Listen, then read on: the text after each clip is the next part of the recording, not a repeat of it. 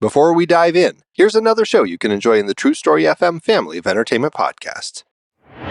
Hey, movie lovers, I'm Pete Wright. And I'm Andy Nelson. We are the hosts of the Next Reel Film Podcast. If you're passionate about films like we are, you'll love our show. Each week, we dive deep into a movie, discussing everything from the story and performances to the cinematography and score. Not to mention budgets and awards. We have covered iconic series like Francis Ford Coppola's The Godfather trilogy, examining themes of power, family, and the dark side of the American dream. We've explored the works of groundbreaking directors like Catherine Bigelow, discussing her mastery of tension. We've looked at heist films, great car chases, great years in film, couples on the run, and more. Our discussions go beyond the surface, examining what makes each film tick. We believe that when the movie ends, the conversation begins. And we'd love for you to join that conversation. Find the Next Reel Film Podcast on your favorite podcast app or at thenextreel.com. The Next Reel. When the movie ends, our conversation begins. Do you ever get to the end of a movie where the hero had to make a difficult choice, and all you want to do is talk to people about whether they made the right one? Watch an episode of Star Trek and spend the next few days thinking about the rights of synthetic beings like Data and the Doctor. I became a co-host of the Superhero Ethics podcast because I love those questions, and the people at Wendy's are tired of hearing me talk about them. We're not a review podcast. We're more interested in questions the characters face and how different works approach similar questions. Sometimes we'll even go behind the camera, talking about how on-screen media gets made and how that affects what questions get asked, which ones don't, and who gets to ask them. We hit a wide range of media: movies, TV shows, books, and video games. You can find us under Superhero Ethics wherever you listen to podcasts or go to theethicalpanda.com. But you can also do far more. We love listener feedback and we'll happily talk about your questions or comments on air, and members get special bonus content. Hashtag not sponsored by Wendy's. Coming up on The Devil's Details, how to lose a soul in 10 days. I'll have what she's having. No, that's when Harry met Sally. When Heinrich met Gretchen. Yeah, right. Goethe's Faust, Part 3.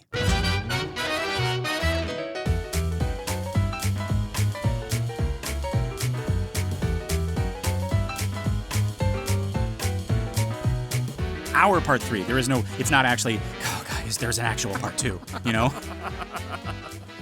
When I was naming it for the title of the podcast, I was like, oh no, yeah. If I put Part 2, people are going to think it's Part 2. That's true. Yeah.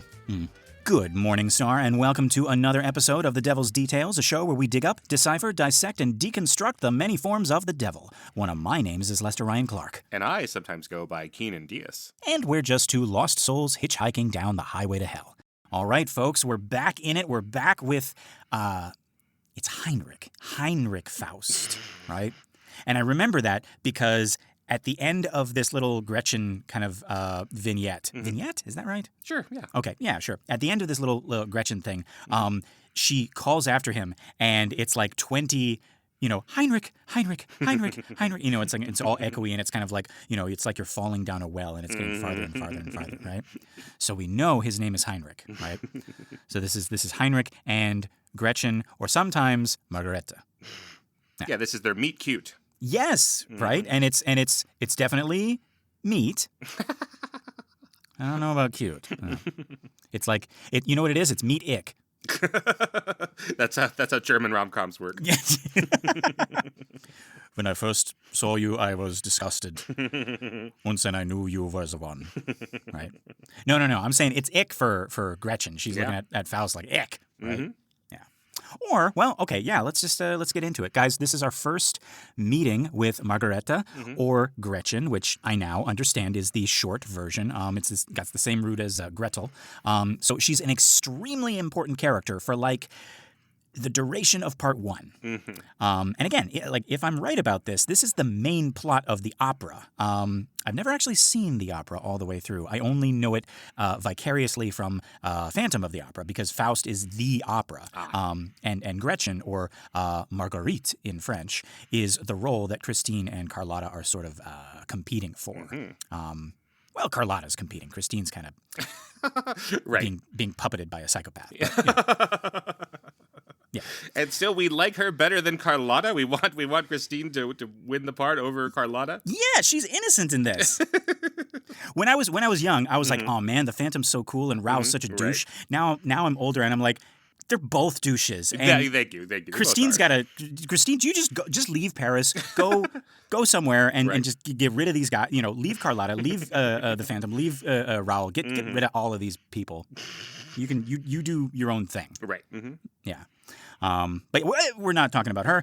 We're talking about Gretchen, who should also do the same thing, I think. Right. Mm-hmm. Yeah. Just leave this crazy 16th century pseudo scientist necromancer guy and right. Yeah. Oh, actually, I have a couple more notes about Phantom, actually. Okay. But no, I sort of gleaned from that story that Gretchen, or Marguerite, is maybe even more important than Faust in the opera version. Yeah. Because, Christine becomes, the talk of Paris once she becomes the new Marguerite. That's one of the chapter titles. And the shows get sold out because of her, right? Nobody seems to care who's playing, Faust or Mephisto. Right? So I might be proven wrong once we get to it, but I always thought she was a much bigger character based on how the Phantom story treated her. Well, that makes sense because in an opera, oftentimes when they're adapting something from some source material, because opera needs different vocal ranges, right? You're writing the score and you need a soprano, and so oftentimes you'll expand, a smaller part when you're adapting it into an opera to give more stage time for the soprano. Right. Mm-hmm. And it was a good thing that Christine Daae stepped in because before her and actually before Carlotta, it was this soprano named Tony. And he was not. You wanted to like him, but he was bad news. Bad news. Yeah, he wasn't. No. Every couple of weeks, there'd be something to remind you that he wasn't a good guy. Right. Mm-hmm. Him and the Phantom seem to get along. He's like, oh, you like making people disappear as well? Oh.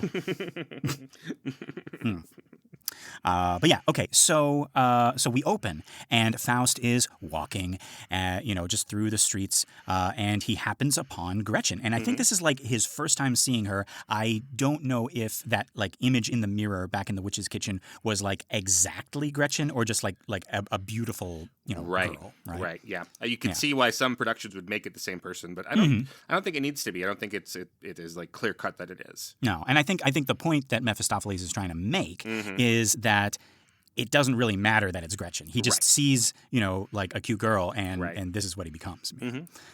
So he's walking, and he happens upon Gretchen, and he's like, "Fair lady, you are all alone. May I take your arm and see you home?" And I'm like, "No, get away, Gretchen." But she's got it handled. She says, "I'm not a lady, nor am I fair, and I can find my own way there." Yeah. That's clever. It's smart. It rhymes. Right? Yeah.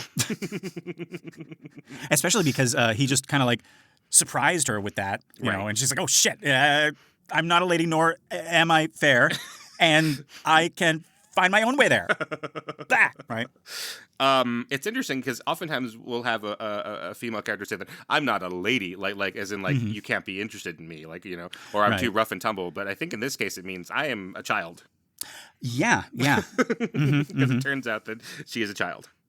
There is a lot of stuff that all you got to do, folks, is read the text and it discounts all of these scholars who are talking to us oh, it's her vanity and she finds the jewels and she's looking at herself in the mirror. No, did we read the same thing? Read the actual text and listen to how she thinks of herself. But we're gonna get to that in a second. Right. But yeah, so the text says that she pulls herself away, meaning that he grabbed her arm, and you can actually hear in the radio play. There's a bit of a struggle in their voices.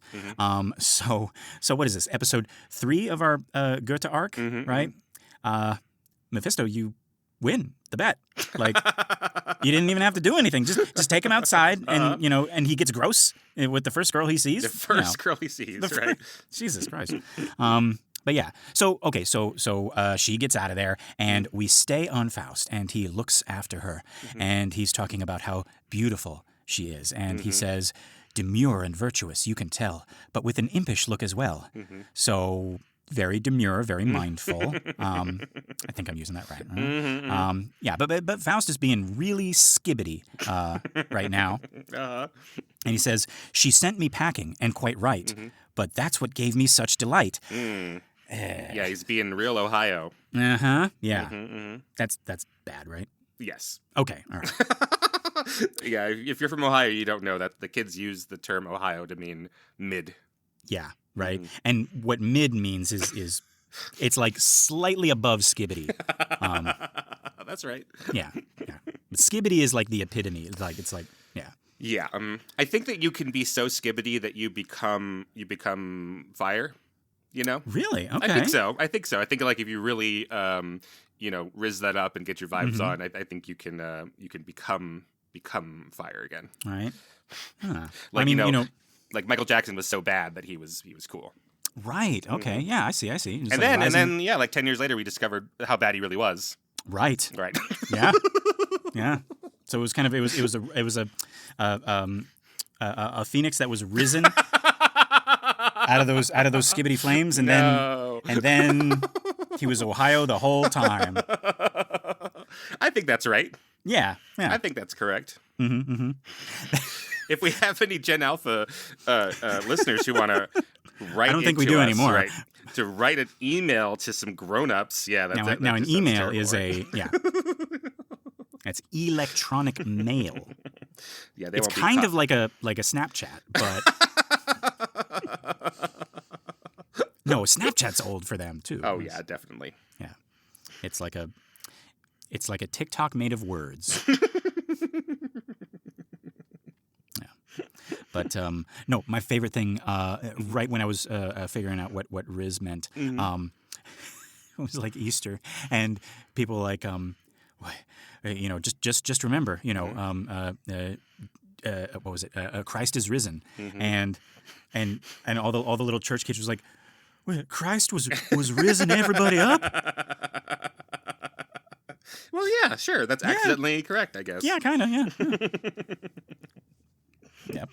But yeah. Anyway, yeah. So, folks, if you join today, you'll get our handy dandy pocket dictionary for all these Gen Alpha phrases that you may not understand if you're as old or older than us. Right. Yeah. Well, we don't even understand. So actually, yeah, the pocket dictionary might not be very good because I'm just kind of guessing.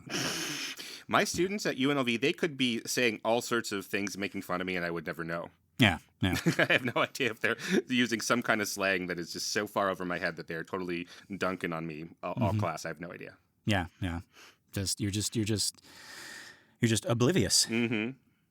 I was trying to think of there is no slang for oblivious. It's just, yeah. You're just bliv. There we go. Yeah. So bliv. Yeah. Okay. Anyway, jeez. Okay. So Faust likes that she said no. Right. Mm-hmm. That turns him on. Right. Right. I don't know if hell has a sexual harassment seminar that you got to go through, but they definitely have one now. Right. Once Yeah, he's the one. Right. Because they made it just for him. Because even in hell, that shit doesn't fly. Right. Right. Yeah. And at this point, right now, it's actually just him and the other Faust, Dr. Faustus, in the class. Yeah. All the examples are of them too. Right. So we got to watch the video. It's like, I remember this. It's like, yes. Oh, like it was yesterday. Uh-huh. Mm-hmm. It was.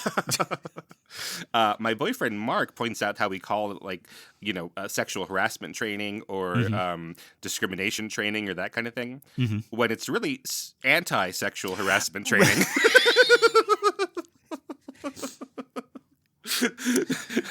Is that why the aliens haven't landed yet? Yeah, probably. It's like, leader, they it's required at their work. They have to Right. sexually harass each other. Everywhere. They have training for it. No matter what job they are, at Walmart or I at a don't university understand. or a think tank, yeah, they have sexual harassment training. And Is that why they're so good at it? It's mostly men who show up at these things. Yeah. yeah, because his boss or whatever, his supervisor, would be like, "All right, Mark, remember to take your sexual harassment training by the end of the week." Uh-huh. You passed by 3 employees of the opposite sex and you didn't say a damn thing, Mark. That's right. Wait, did you say Mark or was Yeah, my boyfriend Mark. Oh yeah, okay. I thought you were making up a person, and then I was like, no. Okay. Stan. Right, I was just thinking of the most sexual harassing name, and I thought of my longtime partner. Oh God. Yeah. So yeah, they don't have that yet. Right, good. In the Elizabethan times, but He's in for a long, overdue training once he gets down there. Right. Mm-hmm. Yeah. Mm-hmm. Yeah. But yeah, so Mephisto shows up because Mephisto's not here. He's like supposed to be minding this guy. He's like his minder, and and he where is it? What did he go to the bathroom? Like he doesn't need to go to the bathroom. I think he lives in hell still, so like he has to show up for work like it's work. He has to commute, I guess. Okay, yeah. Oh boy, that's got to be right. And it's like in the morning too. That's not. No. Right. Yeah, he probably heard Faust on the radio, and he's like, "God damn it! Wait till I'm there." Yeah. But yeah, so Mephisto shows up, and Faust is like, "Get me that girl, dude." And that's what Mephisto says. He's like, it's like, and I like that he's also grossed out by this. Like he's like, firstly, I can't touch her. She's too innocent and pure, right? She just came out of church. I don't even think she had anything to confess to the priest. Right. And I like that too. The idea that the devil can't touch a pure soul, right? Says a lot about our boy Faust. Yeah. And then Mephisto says, so Mephisto says, I can't touch her. She's far too pure. To which Faust responds, but she's over 14, that's for sure. And Mephisto looks at him. Then he looks up at the sky and he says, we good? And you hear God say, yeah, we good. And Faust is dragged to hell. Good night, everybody.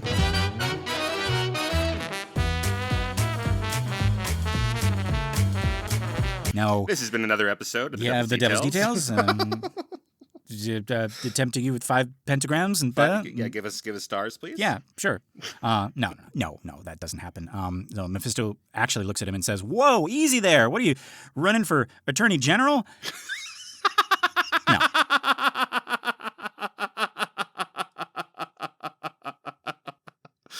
Well, that's old news by now, and 1 star. These woke fucking. But it'll come back again. There'll be another Attorney General from someplace eventually.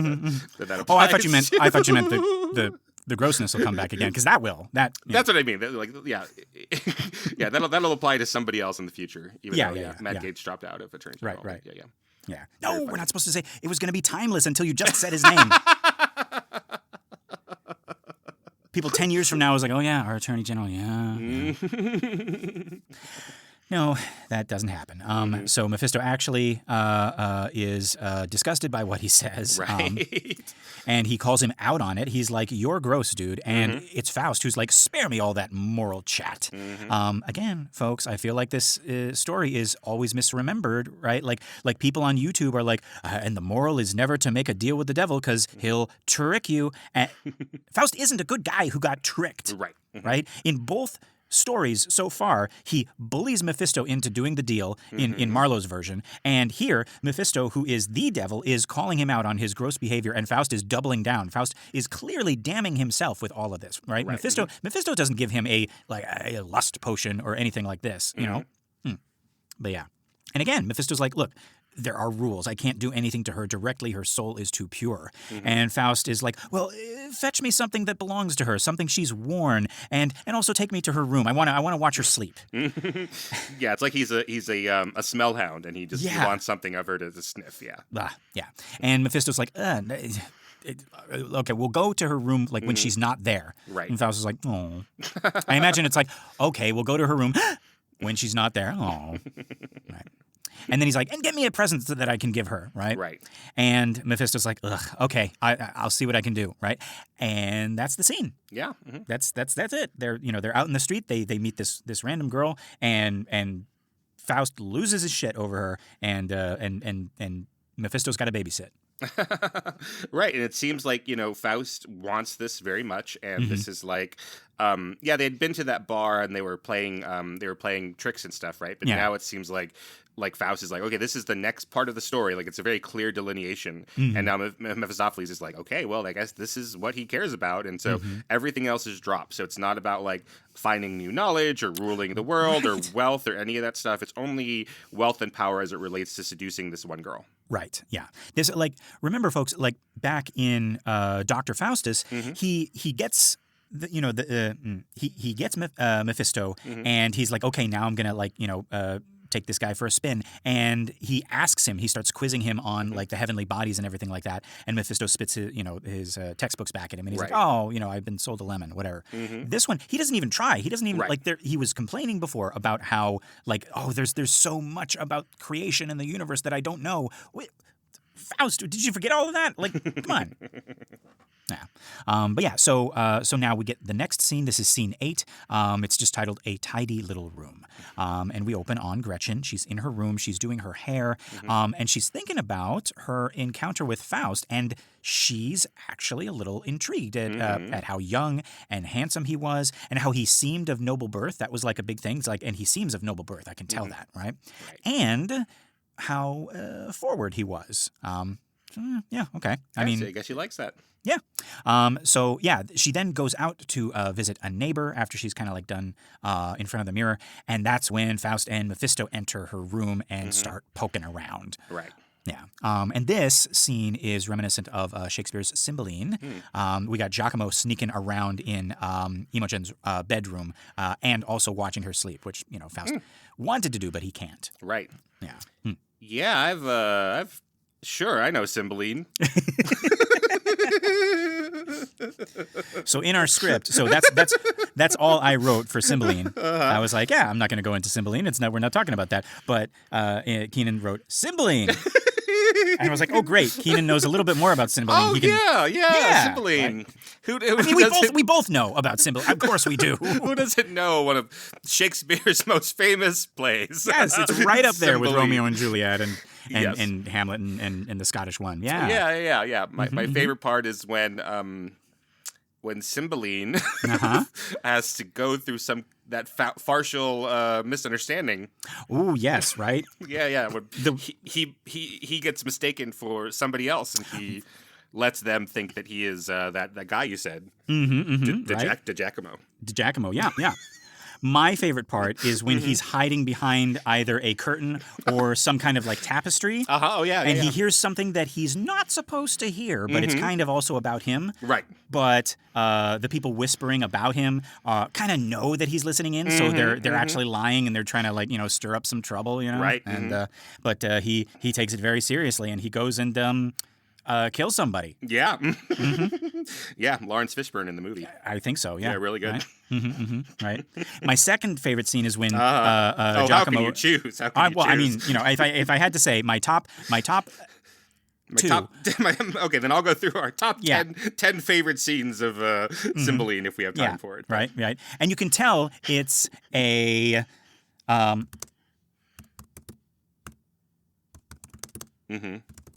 comedy because it starts with a funeral and ends with a wedding or weddings. Right. Cymbeline marries Mrs. Cymbeline. And Giacomo, he doesn't die, but he gets his comeuppance. And that uppance is pretty comable.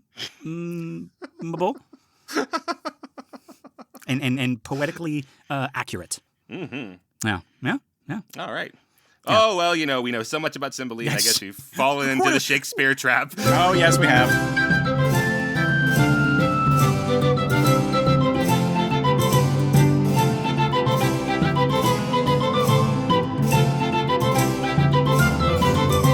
Oh, look, here's Shakespeare right here, but his arms are folded and he's tapping his foot.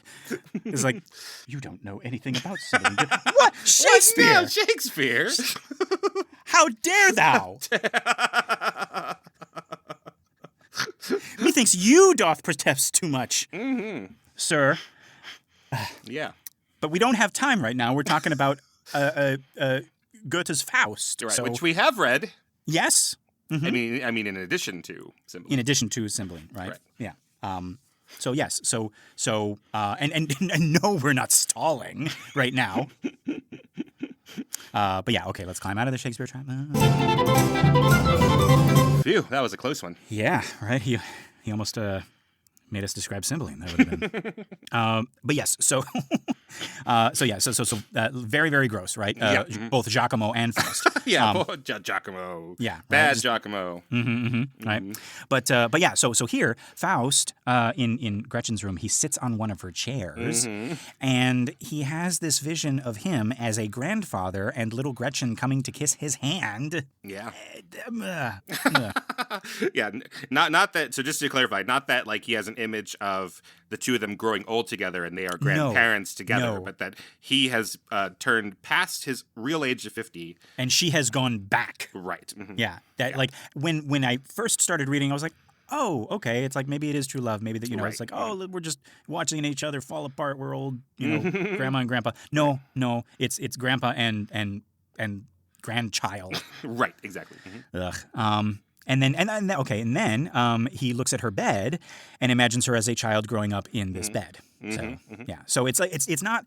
It would be gross enough. He goes in there and he sees her bed, or no, he sits on her chair and he's like, oh, this is where her ass sat. Oh my God, right? And then he looks at the bed and it's like, oh, that's where she sleeps. It's like, oh man, I wish I was in the bed with her.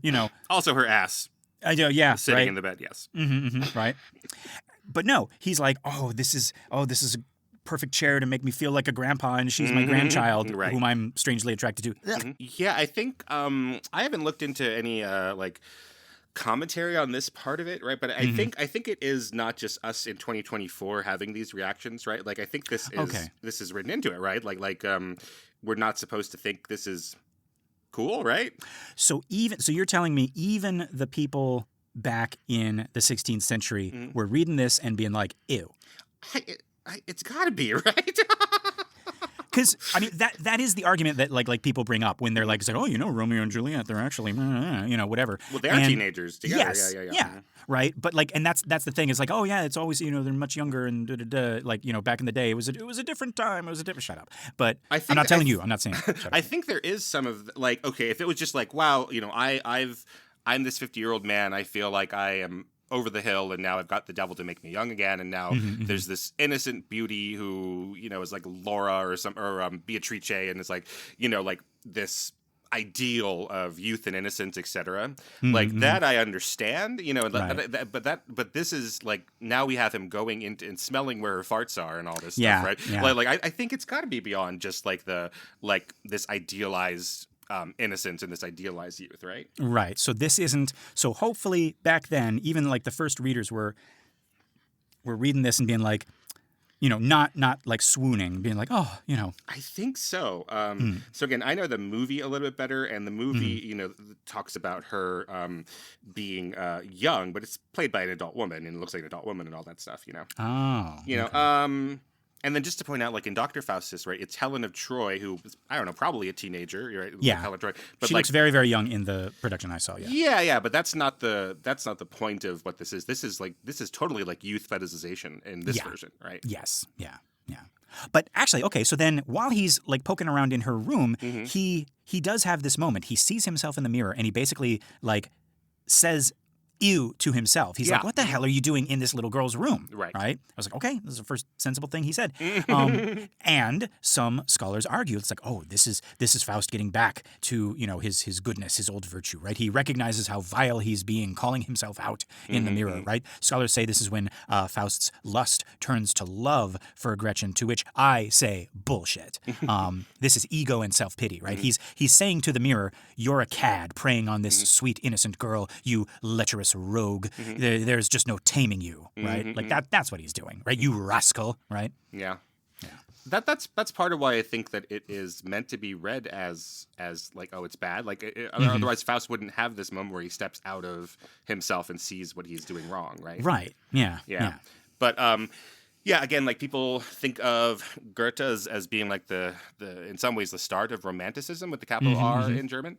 And there are, like I was talking about Laura earlier, like that is Petrarch, who was in love with this woman Laura, who he never actually met, or Dante being in love with Beatrice, who apparently he knew a little bit, but they did not have a relationship. They were not friends, right? They were not. Right. But he was just so in love with her, and then she married somebody else and died young, and like so this makes some sense with this kind of like like romantic idea of unrequited love that you love despite all the obstacles, right? So some of that still sticks around today. So we're like, oh, Rose loves Jack even though he died 80 years ago, right? And she still holds this torch or whatever.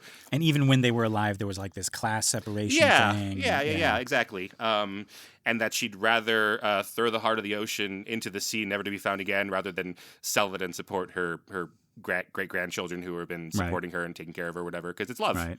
Yeah. Right, lovely. My heart will go on. So like we have some of those ideals, right? Eventually it becomes that you should marry for love instead of property, and and that you could love somebody, decades before, or that even after death, or like our stories of ghost stories where the ghost is still in love with you after they've died, or vice versa. Right, yeah. Like Wuthering Heights and stuff like that, right? But some or it's like the love is the thing that keeps the ghost like tethered to the world or something like that. Yeah, exactly. And all of that. So some of that stuff we still believe in, but a lot of the outcropping of romantic unrequited love is these bad behaviors by these men, right? And it's like it's almost always men in these stories, right? Yeah. And like I don't know, like loving Beatrice might be one thing if you did it in private. Loving Beatrice in the greatest piece of Italian literature ever, despite her being married to somebody else, right? Like, and like you fighting against society, and like society doesn't understand me and Beatrice, right? And and then you make this piece, right? So I think that's a little bit of what's going on here, but also, I have trouble squaring it where we're supposed to fall on like how we feel about Faust. Yeah, I guess I almost convinced myself in the other way that maybe we are supposed to think that Faust is cool. Yeah, that's how I started out, and then and I knew he was going to meet Gretchen, and I knew it was going to be this, like he was going to be a scoundrel, and he was going to love her and leave her. I didn't realize it was going to be this gross, though. And then I read it, and it's like, oh, this, I had that like hope that I was like, okay, he's going to be better. He's going to do better than Dr. Faustus. But this, and like the way that Sam West plays it, Sam West plays Faust in the radio play. There are moments when I feel like, oh, he is in love. Like this is young love. This is like he is like innocently, purely in love with Gretchen. But like just like reading it as the text is, I don't know. And maybe it's a translation thing. But I don't know. I'm just like the way I'm like receiving it this time around. I'm just like Faust. I had faith in you, and you're that I'm Team Mephisto so far. If this bet between God and Mephisto, and I was like no, I think Mephisto's gonna win. All right, yeah. Well, I don't know anymore. I talked myself out of my interpretation of it. I'm gonna say that he is. I think that Faust is being objectively gross here. Okay. Yeah. But yeah. So let's see. And that's just the start, because obviously things are going to go much worse. Yeah. And so So like while he's doing this, while he's like monologuing to himself in the mirror, right? Mephisto bursts in again. He's like, she's back. We gotta go. Cheese it, Faust. Cheese it. The broad. The dame. The Goyle. But like again, Mephisto, where were you? Like every time we have this scene, it's like Mephisto just kind of like pops in. It's like, oh, what did I miss? I guess our Mephistopheles doesn't have the power of like the other Mephistopheles, it seems like Faust is his only client, but maybe this Mephistopheles, he is the devil. So maybe he does have a lot going on. He is, he's got a lot of spinning plates, it seems. Yeah. Either that or he is like so relaxed and so confident in how Faust is going to like damn himself that he's just getting up late every day, right? Because that's what he like in the next scene, like he kind of like walks in, is like, oh, you gotta stop all this like fresh air stuff, like, But yeah, so I think he's just kind of like having a holiday on Earth and he's just letting Faust do his thing. Right. Mm-hmm. Yeah. Is he like the genie in Aladdin, where he gets to go to Disney World, 1,000 years before it's invented? There you go. Yeah. Wait, is that what? Well, the genie leaves for a scene and then comes back and he's been at Disney World. Right. It's the gag with the hat and everything. Yes. That is. I like to imagine that this Mephisto is like this. Right. Unbound by time. Yeah. Right. But yeah, so, he's like, yeah, we gotta go. Right. And Faust is like, oh, woe is me, never to return again. And Mephisto doesn't even respond. He gives him a box of jewels, and he's like, "Here, hide this in the closet, and let's get out of here." Right. But then Faust starts soliloquizing to the jewels, and Mephisto like just grabs them and hides them himself, and then drags Faust away. Right. Yeah. And then Gretchen comes in, and this, very much like a stage play where it's like, these two actors, they run off and like, nothing changes, and then she comes in, and everyone in the audience is like, oh, it was just two guys in here, oh my God, right? So she comes in and she comments on how the room feels wrong. Something is off. Something evil, something pedophilic. Yes. I was gonna say like her neighbor pops in and goes, "Oh, is something demonic, something devilish?" No, something much worse than that. Somebody's looked in this mirror. I don't want to look in this mirror anymore. That's right. Yeah. Ugh. But yeah, she prepares for bed, and while undressing, she sings this little love song about a king who was faithful to the grave, right? And this is important because her idea of undying love, that's what the King of Thule song is about, right? Is in direct opposition to what Faust wants to use her for, right? Faust is a walking red flag, but like we're all guilty of this. Like you want that green flag person so bad you might become colorblind just to convince yourself that this is the one. And I think that's what Gretchen is doing right here. That's why dogs love all people. Because they're colorblind. They're colorblind. Yeah, right. And I just realized just now, red and green are the colors that you would mix up if you're colorblind. Well, there you go. Right. But yeah, and then she finds the jewels. Right. Now, there are summaries and analyses of this scene, and they're all talking about how this scene shows how innocent and naive Gretchen is. It says she finds the jewels and she goes all goo-goo over them, and this is supposed to show like it's reminiscent of Eve, the first woman, and how easily they fall into the devil's traps and how materialistic they are, and with the jewels. And like, I'm sorry, I do not see that at all. And this isn't just me. I'm not changing anything about the scene.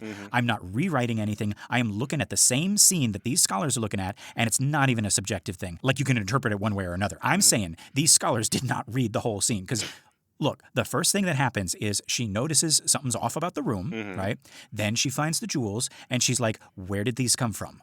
Like, who put these here? And she wonders if maybe someone gave them to her mother as like a surety, like maybe collateral for like a business deal, or maybe like hey, like the bank's closed, can you hold on to these for me or something like that, right? That's the first things that she thinks of, and that's where her mind goes first. Then she reflects on how they're far too beautiful for her. They can't possibly be for her, right? These were meant for a lady, right? That's the second time she has downplayed her own beauty, and then she kind of falls under their spell. But listen to what she says. Okay, she says, "But what is this? Ah, glory be. I've never seen such jewels before. All this expensive finery was made for some great lady, that's for sure. And then, I wonder how they'd look on me. But who can it belong to, though?" And then she tries on some jewels, right? And she stands she stands in front of the mirror and she says, "Oh, I'd love to have these earrings. Oh, what a different girl you are. But youth and beauty, what's it worth? It's not your fortune on this earth. It doesn't get you very far. They flatter you and call you pretty, but it's gold they crave. For gold they slave, and poverty they pity." So even here, she's sort of like talking herself out of it. She's like, come on, you know better. These aren't for you. These are for a lady, right?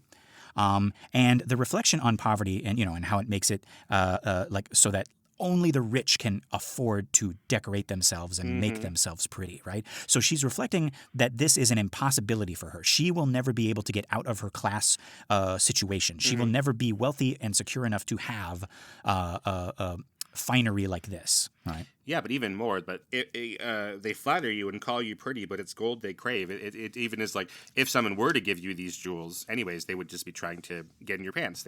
They wouldn't actually care about you. Right. Yeah. Right. So it's like that's the power they have over people like us, and we need to be right. I'm assuming she's saying you need to be cautious of that and not be like that's the power they have over poor people like us. That's great. Right. No. Yeah. No. I like your interpretation. Yeah. But yeah, that's the scene. So that ends with her not, really sure about these jewels, right? Which again, from what I remember from the Phantom story, like there's a whole jewel song. with her singing about the jewels, and I wonder if it's like changed a little bit, taken some artistic license where she's kind of like being goo all over the jewels. I don't know. We'll have to see. Christine would cut a bitch for some jewels. Oh, she has. No. The whole chandelier thing. Phantom was asleep that day. Wakes up, she's like, Jesus Christ! Everybody. Nobody can know. Or I'll cut you too. But yeah, that's the scene. So then we get scene 9, and this is titled A Walk. And we cut, and we're outside. Some time has jumped, and Faust is he's pacing back and forth, and Mephisto shows up, and he is mad. He relays how Gretchen actually ended up telling her mom about the jewels, and apparently Mom took one look at these jewels, and she was like, nah, there's some devilry here. And she, and Mephisto starts talking about Gretchen's mom as if they've like encountered each other before or something. And yeah, so this is what Mephisto says. He says, "That box of jewels I gave for Margaret. A bloody priest has snaffled it. Her mother found the jewels last night. They gave her quite a nasty fright. That woman smells brimstone a mile away. She's forever kneeling down to pray. She only needs to sniff a chair to tell the devil's been sitting there. As for our jewels, well, that's clear. She knows there's something fishy here. Gretchen, she says, ill-gotten gold corrupts the heart and snares the soul. The Blessed Virgin must have this hoard, and manna from heaven be our reward." Poor little Gretchen nearly weeps. She thought her gift horse was for keeps. And whoever put it in her drawer can't be all that bad, for sure. And I like that, right? Like he has everyone's case file. He's like, I should have known she sees the devil everywhere. Well, I mean, she's right this time, but... Right. And then he goes on, and so you know what she did? She gave it to the church. And the priest looks at the jewels, and he's like, oh, yeah, these are totally super cursed. Let me take these off your hands, right? Which, this is Mephisto relaying the story, but like it's also Goethe like telling us exactly what he thinks of the church, right? I like what Mephisto says. He's like, a Christian act, there's no question. The church has excellent digestion. It's gobbled up countries by the score, but still has room for a little more. All right. Well, it's interesting because like we have some contradiction because he's saying to Faust that, Gretchen really wanted to keep those jewels, but we just saw Gretchen discounting the power of the jewels in the previous scene when she's alone and not talking to Mephistopheles. And then, like he's telling her, she wanted to keep the jewels, but he's also trying to say that, she told her mother about the jewels. So, that's contradictory. So I don't think we should be believing everything that the devil is saying to I don't know. Faust. Like, for some reason, I believed that, like just implicitly. That she thought that it was hers for keeps, but she said that it wasn't in the previous scene. I think something happened. I think what's going on is she's considering herself like unworthy of the jewels. She's like, no, these are for a lady. These aren't for me, right? Also, this is like like possibly dangerous to have in the house, right? But they're like proof, or they're like a reminder that she's got like this secret admirer, right? And I think she told her mother about it, expecting her mother to be like, oh, look at you, you've got a secret admirer. And it's like, okay, well, we'll just figure out something to do with these jewels and, whatever. But Mom didn't react the way that she expected. And now she's like sans jewels, and she's like, oh, now like that was the only proof that like I had this secret admirer. So I think it's like less about the jewels and more about like, oh, somebody like liked me enough to send me these jewels, and now those are all gone. Right? Okay. Yeah. I don't know. But like, yeah, like the fact that it's Mephisto in this story, I believe whenever Mephisto says something, and like I believe him more than Faust, Yeah, sure. Yeah, I believe him more than Faust. That's true. And the fact that he's mad, right? Like he's upset that like a plan didn't work out the way he wanted it. Yeah. But yeah, I mean, yeah, we'll see. We'll see, how this goes. So yeah, he goes on to say that now, and I think this is a little bit of manipulation. So I think I agree with you here. Okay. Because now he's kind of like whispering in Faust's ear. He's like talking about how sad Gretchen is. She's pining away, thinking about Faust, and how that was like a present for her, and how she may never see him again. And Faust is like, no problem. We'll get her more jewels. And Mephisto's like, easy for you to say. He's like, you're not the one getting them, which I like. This Mephisto has commented several times about how like hard it is to do the things that Faust orders him to do, right? And also how ungrateful Faust is. Right. And I can't tell if this is like an act or if it really is difficult for him, but I like it. It's just like, oh yeah, just get her more jewels. Sure, thank you would be nice, but no, right? Hey, Mephisto, do this, do that, right? So whether it's an actor or not, I like this little bit of comedy, right? Yeah. I think he talks about like, it's like, it breaks my back every time, Yeah. But Faust isn't having any of it. He gets real mean with Mephisto here. He's like, now listen, do exactly what I say. Get to know her neighbor, act the pimp. I never knew the devil was such a wimp. And get more jewels, do it now, today. Damn. Yeah, Faust. Yeah, sheesh. Now, Gretchen, what do they always say? You can tell a guy's true character by how he treats kids, animals, customer service, and Mephistopheles. Yeah, if she could see him now, she wouldn't be so impressed, right? Yeah. I want to second that. If you're on a date with someone and they mistreat the servers or the hosts or whatever, yeah, absolutely, they're no good.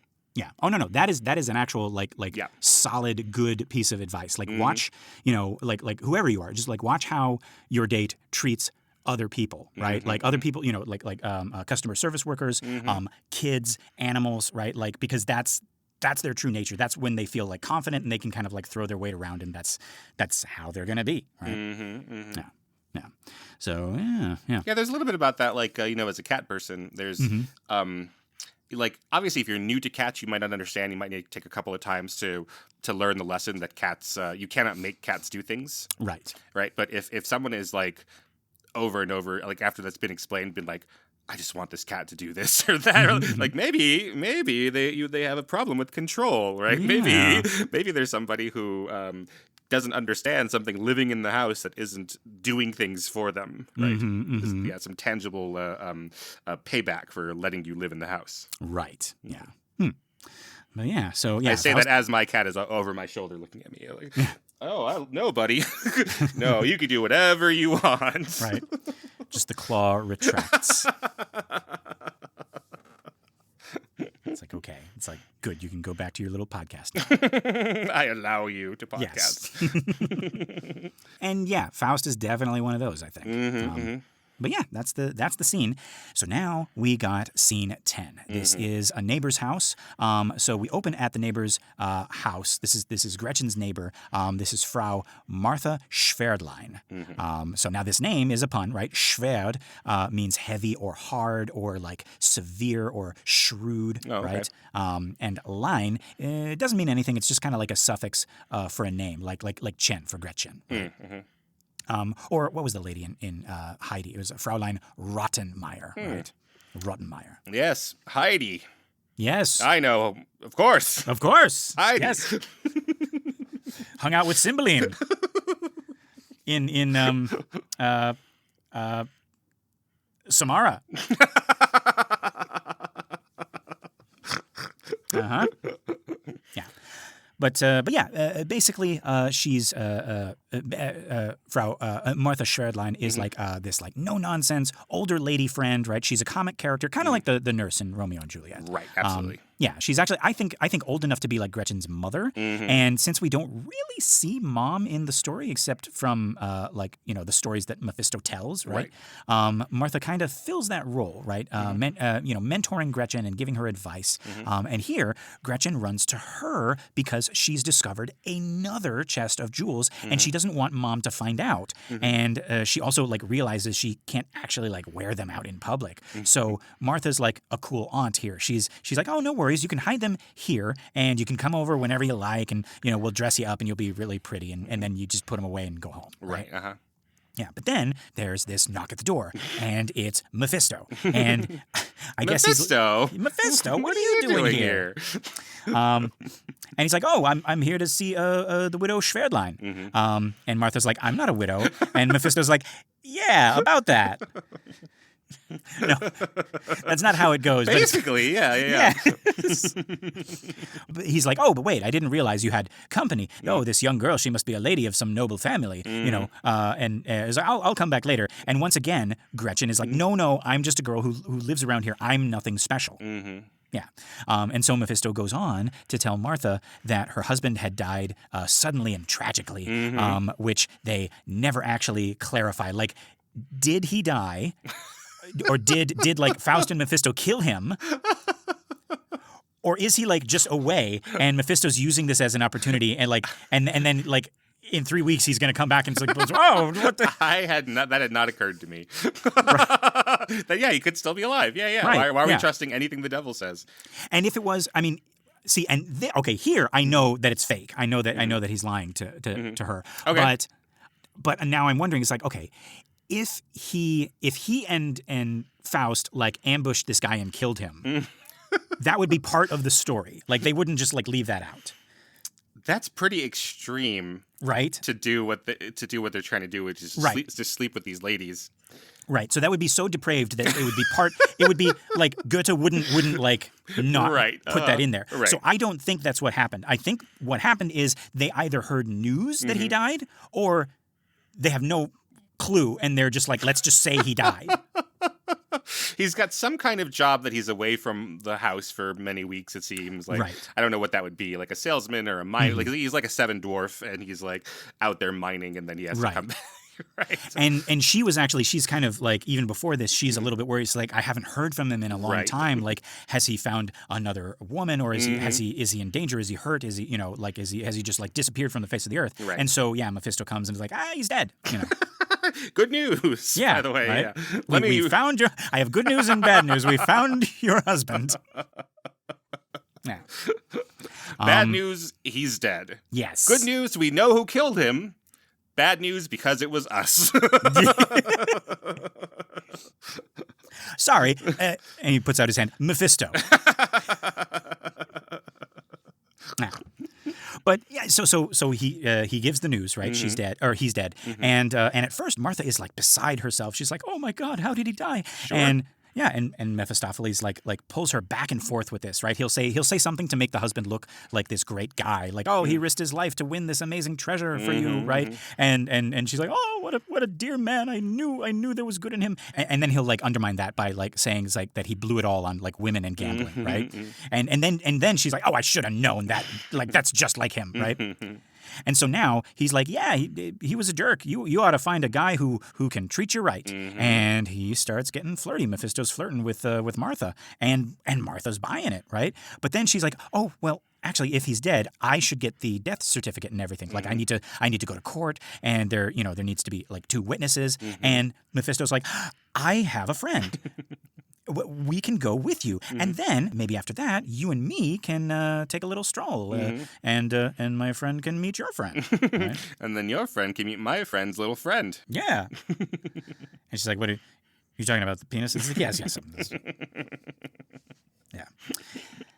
That's right. His Schwerd friend. Schwerd friend. Yes.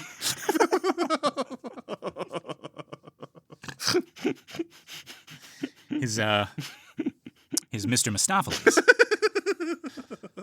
You swore you heard him on the roof when he's beside you at the fire. He's got a mind of his own. Wow. Yeah.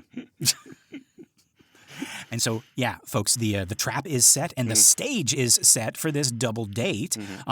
But first, we got a quick scene where Mephisto reports back to Faust, and he's like, okay, so what news? And Mephisto's like, I set it up, but first we got to be like official witnesses for this guy who died in Italy. And Faust is like, oh, yay, we get to go see Italy. And Mephisto's like, no, we're going to lie. And Faust is aghast. He's like, you want me to lie? And I love this because Mephisto says, oh, what a holy Joe. Is that your problem then? You mean you've never told a lie before? Was it the truth you told your students when you spoke of God, the world, the hearts and minds of men, and heaven knows what else lay beyond your ken? When you defined your terms with such authority, with brazen confidence and great superiority, and if the truth were told, you lied in every breath. If you were honest, you'll admit you knew no more of all these matters than Schwerdlein's death. And then Faust says, the devil always deals in sophistry and lies. And Mephisto says, oh, yes, with you, of course, it's otherwise. Talk to the hand, he's saying. Yeah, yes, right? Yes. These hands...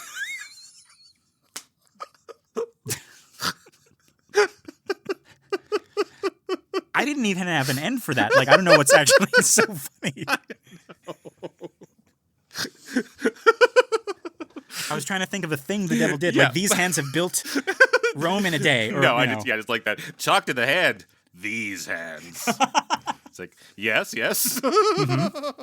Well, I was gonna come up with something. We'll workshop it on the way. We have a long way to Italy. Yes.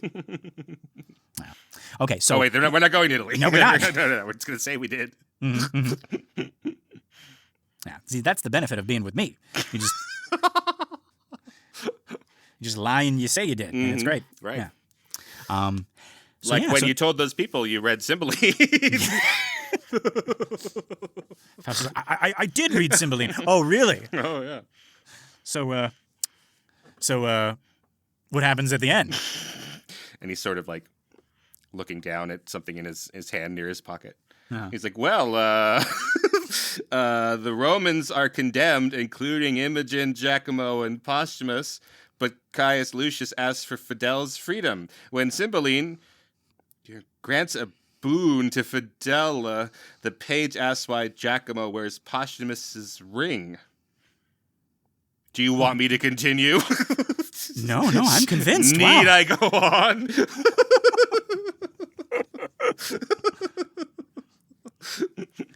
Yeah. But yeah, okay, so now we're in the garden on this double date. Mm-hmm. And the radio play actually gets you wondering if maybe Faust really is in love. It's this really sweet scene with him and Gretchen exchanging these like sweet nothings, and then onto the stage, arm in arm, walk Mephisto and Martha. Mm-hmm. And they're sort of like chaperoning, and the way it's set up, I've been told, is that if it is set to the stage, you have them kind of like rotating. So it's like they'll do Faust and Gretchen will do their lines as they're like up in front of the like at the, what do you call that? The Upstage, while they're upstage, right? And then they kind of like walk down downstage, and up comes Mephisto and Martha, and they do their line, and it's just kind of like this circling thing, right? To kind of like emulate them, like you're sitting on a park bench, and these two couples keep on walking past, right? You. Yeah, and yeah, so Mephisto's, arm in arm with Martha, and he's like, young love. And Martha's like, oh, sir, it must be so exciting traveling the world and visiting all these places. And Mephisto's like, oh, yes, it's great for the young buck, but I'm getting tired, and I feel I'll have to end my days as a lonely bachelor. And she's like, well, you don't have to. All right. So yeah, like, is this it? Will Faust and Gretchen get married and live happily ever after? And will Mephisto call off his bet with God and settle down with Martha? Right? There's a Faust part 2, and she's not in it, so probably not. Right. But hey, let's leave these happy lovebirds here, and we can just pretend that that's what happens until next week.